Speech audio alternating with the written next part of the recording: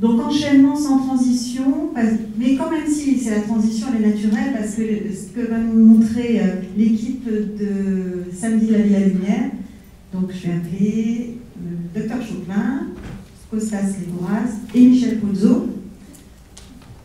Donc dernière table ronde sur une action qui est aussi innovante puisqu'elle a démarré en 2018 et c'est aussi un projet qui est appuyé par l'ARS, c'est important de le dire, et qui est aussi très tourné sur nos priorités, c'est-à-dire accompagner les aidés bien sûr, mais accompagner aussi les aidants. Donc à ce double titre intéressant. Et 2019 a démarré plus belle, c'est très riche, on voit que beaucoup de sollicitations, c'est toujours plein. Donc je vais peut-être demander à Costas Légoras, directeur, de nous expliquer un petit peu ce projet. Bonjour à tous. Alors, tout d'abord, vous présentez un peu Ville la Lumière. Ville la Lumière est un accueil de jour qui a été créé en 2007, qui est au cœur de Lyon, dans le 3e arrondissement, aux Cristallines, qui a la particularité d'être au 5e étage des Cristallines. On espère prochainement un déménagement au rez-de-chaussée avec des travaux qui pourraient nous permettre justement d'avoir de nouvelles activités et d'avoir un accueil de jour qui est un fonctionnement plus autonome. Il faut savoir que donc il y a 25 accueils de jour sur la métropole de Lyon, accueils de jour et de nuit. La réussite de Villa Lumière en fait repose sur 3 grands points. Évidemment, Villa Lumière, c'est d'abord une équipe stable, avec la présence régulière du docteur Chopin et du psychologue Michel Pozzo à mes côtés. C'est une équipe aussi composée de 2 AMP, aides médico-psychologiques, qui sont là pratiquement depuis la création, pour une partie, depuis la création de l'accueil de jour, de l'intervention ponctuelle d'une infirmière, et puis aussi d'intervenants extérieurs, musiciens, art thérapeutes. On aura l'occasion de toute façon d'y revenir quand on verra les différentes activités. La réussite de Ville la Lumière, c'est aussi un réseau de proximité, notamment avec l'hôpital des Charpennes et les consultations mémoire. Et une capacité, il ne faut pas l'oublier aussi au niveau de l'accueil de jour, une capacité à proposer des transports fiables au niveau de nos usagers, puisqu'on considère que l'accueil de jour commence au domicile de l'usager. La population de Ville la Lumière, c'est une population au niveau socio-culturel, c'est une population bien entendu urbaine, et qui a la particularité de vivre seul, d'où le lien étroit justement dont je disais tout à l'heure avec les chauffeurs qui sont très importants. La fréquentation d'un accueil de jour, c'est en moyenne, pour rappel, 2 jours par semaine. Je parle sous le contrôle du docteur Chopin et de Michel Pozzo, et on a une file active de 30 à 40 usagers par an. Voilà, les objectifs principaux d'un accueil de jour, c'est bien entendu de permettre le maintien à domicile, de prévenir l'épuisement, de rompre la solitude du malade, et bien entendu on parle du parcours aussi de la personne âgée, c'est d'accompagner la famille et d'établir un parcours pour préparer une éventuelle entrée en institution aussi. Voilà. Et les samedis alors les samedis. Les samedis, donc dans ce cadre-là, nous avons développé donc un projet d'accompagnement des aidants sur le territoire de la métropole, et donc d'ouverture le samedi, soutenue en effet par l'ARS Rhône-Alpes. Cette ouverture a lieu donc un samedi sur 2 pour l'instant, et a débuté donc le début avril, le 7 avril 2018, et continue actuellement sur cette fréquence d'un samedi sur 2. Voilà. Cette ouverture a un double objectif, un objectif de répit pour les aidants qui s'occupaient de leurs proches le week-end, et puis un objectif d'accueil, d'échange, d'information, d'écoute pour les aidants non disponibles en semaine, parce qu'on a aussi des aidants qui travaillent et donc qui sont pas disponibles en semaine. Voilà, ce projet consiste donc à accueillir des personnes qui sont déjà en accueil de jour au sein de la métropole de Lyon et qui ont l'habitude de groupe et qui sont encore valides physiquement et demandeurs d'activités le week-end. Les samedis, donc il y a d'autres activités, on le verra, que des activités propres de l'accueil de jour en semaine. Les animations sont proposées aussi avec un couple aidant-aidé. C'est des animations, voilà, avec le couple aidant-aidé. Ce projet, il faut le dire, donc, est subventionné par l'ARS et donc est gratuit pour l'instant pour les bénéficiaires. Voilà. Ce projet a vraiment un franc succès. On a un taux d'occupation qui dépasse nos espérances. Maintenant, on a une file d'attente. Voilà, donc on est très content de ce projet et on verra ça en images. Je vais laisser donc le soin au docteur Choplin de vous évoquer cette relation particulière aidant-aidé face à la maladie. Voilà. Merci. Oui, l'objectif des Amis de la Vie de la Lumière, c'est d'apporter un répit pour les aidants et d'offrir aux couples aidant-aidés un espace de respiration. Ce que je voulais dire tout d'abord, c'est que les troubles neurocognitifs chamboulent complètement la vie des aidants. La vie quotidienne est bouleversée. Le proche doit en permanence s'adapter aux demandes du malade, demandes pas toujours faciles à comprendre, demandes qui se répètent tout au long de la journée. Le malade est là toujours, mais il a changé, c'est plus tout à fait le même. La relation que l'aidant avec lui s'étiole, est plus difficile. Et tout ça a pour conséquence une vie transpercée par le stress et l'épuisement qui s'installe rapidement. Et le couple souvent va s'isoler de sa famille, s'isoler de ses liens sociaux, va se retirer progressivement. C'est quelque chose qu'on a vraiment constaté en accompagnement les familles au niveau de la Vie de la Lumière. La population que nous accueillons est une population citadine. Les enfants sont souvent loin, ne vivent pas à proximité. Dans l'ensemble, on a 60% des patients qui sont en couple environ, et le reste seul.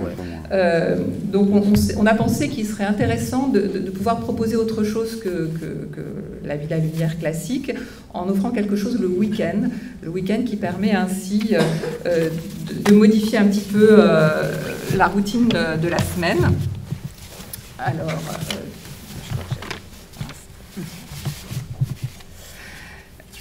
la diapo suivante, oui, parce que donc l'accueil de jour va permettre d'apporter dans cette relation de couple un espace de liberté. Liberté pour l'aidant si il ne vient pas à l'accueil de jour, de trouver un moment à partager avec ses enfants, par exemple le week-end, seul. Une respiration pour sortir un petit peu de ce quotidien à domicile qui est lourd et qui a du mal à s'ouvrir. Ça redonne de l'autonomie autant à l'aider qu'à l'aidant. À l'accueil de jour, la personne est accueillie avec ce qu'il est capable de faire et on valorise essentiellement ce qu'il est capable de faire. On n'est pas constamment à constater ses pertes.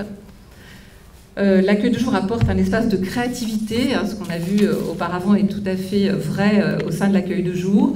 La personne va pouvoir expérimenter des nouvelles activités, retrouver de l'initiative. Et enfin, un lien social trop souvent perdu du fait de cette maladie. Diapo suivante. Donc, l'accueil de jour de week-end, je m'excuse. Le projet de week-end permet de sortir du quotidien lourd de la semaine. Il va permettre, quand le couple peut venir ensemble, de refaire couple en société. C'est quelque chose qui n'est plus possible. La maladie isole, on n'ose plus sortir, on n'ose plus se montrer. Là, on se retrouve avec d'autres personnes qui vivent la même chose et ça permet de se montrer en couple, de partager des moments de plaisir, de joie, de découverte. Tout ça redonne espoir, remobilise et surtout cela change le regard qu'on a sur la personne malade. Voilà, donc c'est un petit peu l'objectif de cet accueil de week-end, c'est de donner aux couples, alors aidant, aider, ça peut être le couple conjoint, mais également un proche avec ses enfants. Je vais passer la parole à Michel qui va vous expliquer plus pratiquement comment ça se passe. Merci. Bonjour à tous. Donc pour revenir un peu en effet sur les thèmes proposés sur ces fameux samedis, donc il s'agissait surtout de proposer des activités différentes de celles des journées de semaine, autour de thèmes en effet festifs, créatifs, dans une temporalité par rapport à la semaine, tout en étant dans un lieu en effet sécurisant, avec le regard bienveillant de l'équipe. Le samedi de Villa-Lumière, c'est surtout une journée en effet de détente, de partage, comme le disait le Dr Chauclin.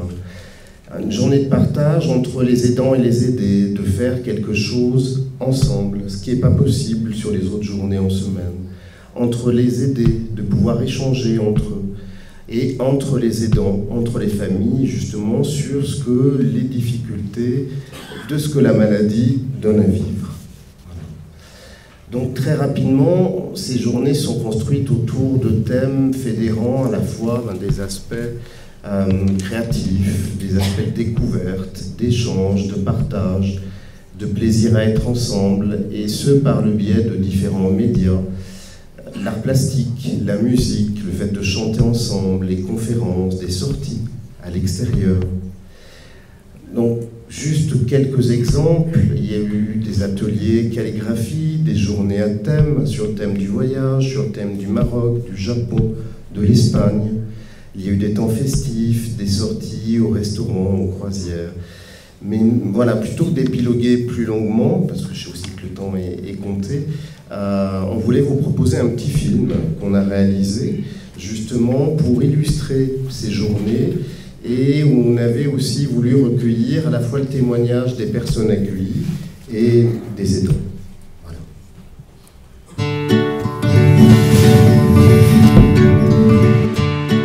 Oh que c'est beau! Joli, hein? C'est beau ça! Oui.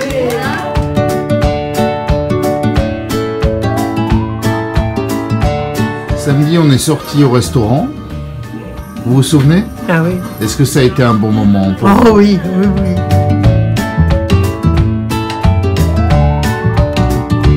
L'intérêt pour moi de ces samedis-là, c'est que je peux participer et partager un moment de convivialité avec maman.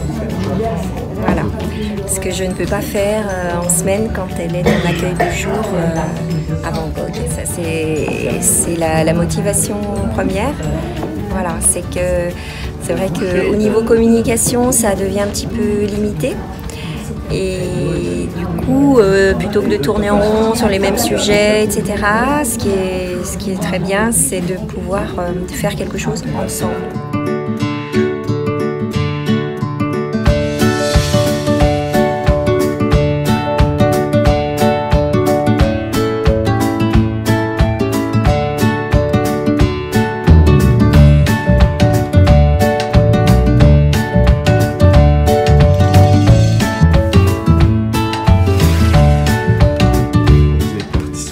Samedi, il y en avait un sur le thème du Japon. Oui, voilà, c'était très agréable. On a la petite Lucie qui nous a bien parlé du Japon. Elle nous a fait voyager, on peut le dire. Et puis vraiment, je peux dire que l'accueil ici est vraiment très agréable, chaleureux. On se sent vraiment bien, vous voyez. Enfin, moi, je suis contente de venir.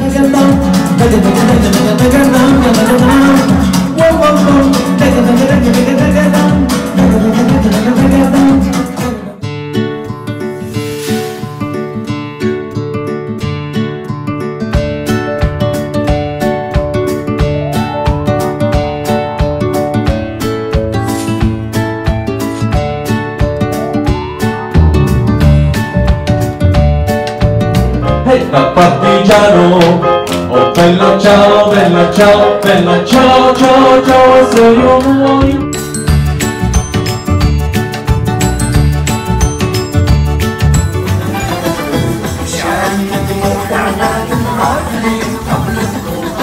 Passé ici du samedi, qu'est-ce que vous avez pensé? Ah ben j'ai trouvé que c'était très très sympa que tout le personnel est aux petits soins pour nous, et puis il y a une bonne ambiance entre nous. Je pense qu'on ne peut pas trouver mieux. Bonjour, je suis Marie-Thérèse Raymond. J'habite Communet, donc à la campagne, et je suis aidant auprès de mon mari. Et je suis très ravie d'avoir participé à ces 3 journées qui me semblent très utiles parce que les personnes qui sont fatiguées ont le sourire, participent. Aujourd'hui, on a chanté. Et je pense que c'est très positif pour tout le monde. Il pleut en hiver, qui s'embrasse sifflant, soufflant dans les grands sapins verts. Hey, vive le vent, tout en bas, oui, oui, oui, tout en bas, tout en bas, si le vin est bon. À droite, à gauche, en vous disant merci et bravo.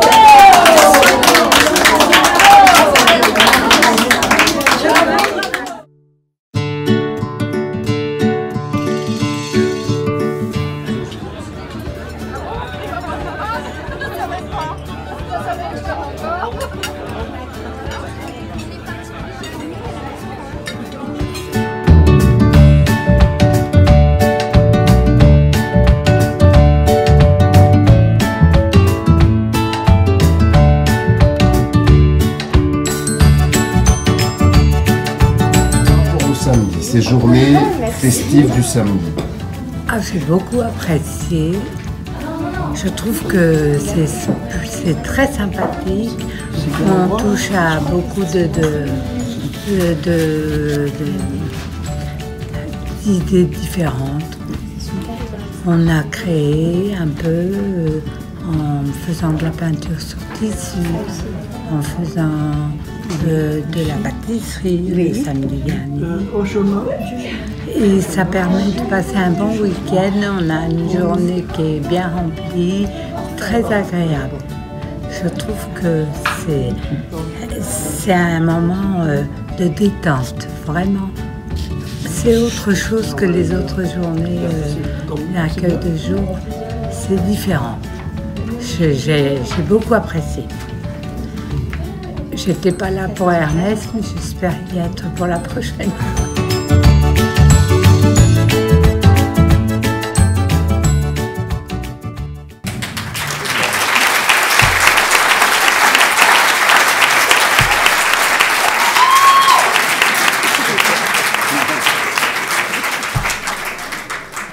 Vous avez quelque chose à ajouter? Non, je crois que les images parlent d'elles-mêmes. Voilà, nous on l'a vu plusieurs fois en préparation, donc c'est vrai que ça donne envie. Et donc quand ça donne envie, on a envie d'y aller ou de faire participer nos proches. On comprend que vous soyez victime de votre succès et que maintenant c'est sur liste d'attente. En tout cas, voilà, une belle initiative qu'on voulait partager avec vous. Eh bien, merci à l'équipe de la Villa Lumière.